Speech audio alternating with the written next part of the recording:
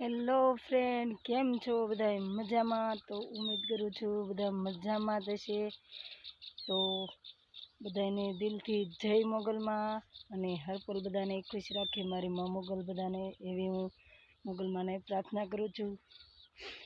અને આજે આપણે વાત કરીશું તો અતારમાં કમલેશજી પાણી વાળતા હતા, તો એમને છોકરાને મેકવા જવાનું હતું નિશાળે. તો મને કે હવે તું પાણી વાળવા વઈ જા. તો અમે આવી ગયા પાણી વાળવા. જો પાણી વાળવી છીએ, એટલો ભાગ આવડો ભાગ પી ગયો છે અને આ પાળિયું ભરાઈ ગયું એટલે આપણે અહીંથી બંધ કરી દીધું. અને આ પાળિયામાં પાણી જાય છે એ પણ સામે પોગી ગયું છે. વસાળે જો થોડુંક ટાલું કોરું રહી ગયું છે, એને આપણે સરખું કરવા જવાનું છે. સરખું કરી નાખીને તો ત્યાં પણ પાણી પોગી જાય, ક્યાંય પણ કોરું રહેવાનું નહીં.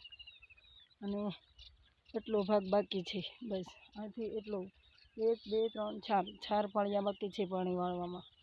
પછી એ પી જાય પછી અમારે આ ભાગમાં પાણી વાળવાનું છે.